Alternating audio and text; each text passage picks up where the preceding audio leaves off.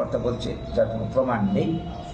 একটা সুমোটো মামলাও হয়েছে, অথচ যারা এই ধরনের কথা বলছে, কত উস্কানিমূলক কথা আগের থেকে বলছে, তাদের বিরুদ্ধে গভর্নমেন্টের প্রশাসনের কি উদ্যোগ আমরা দেখতে পাচ্ছি। তো আমাদের বক্তব্য, সরকার থাকবে নিরপেক্ষ, সরকারের অংশীদারি হয়ে তারা যদি এই ধরনের কাজ করতে পারে, এটার দায়টা কিন্তু সরকারের উপর কর্তা।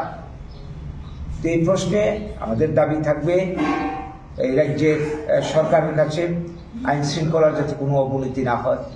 আমাদের তরফে কোনো দিন হয়নি, অতীতে হয়নি, এখনো হবে না, ভবিষ্যতে হবে না।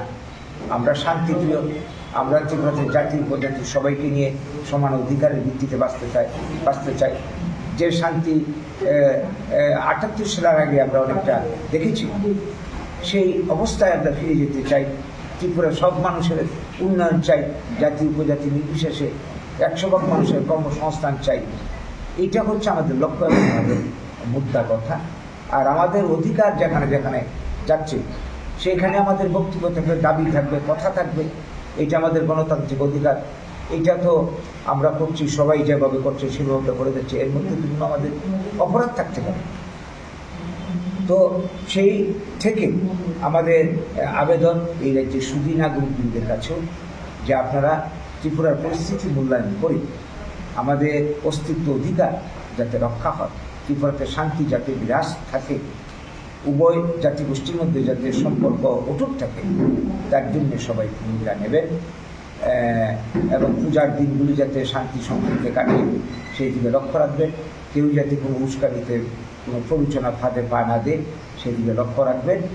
আমরা তো আমাদের মতো করে সব জায়গা থেকে শান্তির জন্যে বার্তা দিচ্ছি, তো সেই বার্তা আপনাদের মাধ্যমে আজ রাজ্যবাসীর উদ্দেশ্য দিলাম। তো আমাদের বক্তব্য সংসার এটি বলবো, অপরাধ যারা করে, সংবিধান যারা ভঙ্গ করে, তারা সবাই অপরাধ। এখানে দলের বিচার, ব্যক্তির বিচার হতে পারে এবং আইন অনুযায়ী যেটা বিধান সেটাই হবে, সেটাই হওয়া উচিত, সেটাই হোক। তারপরে ত্রিপুরাতে শান্তি বজায় থাকবে। আমাদের আদর্শ যেটা প্রাবুল দর্শন, সব মানুষের কল্যাণ। এখানে আমরা উপজাতিকে বাদ দিয়ে, কাউকে বাদ দিয়ে চিন্তাই করতে পারি।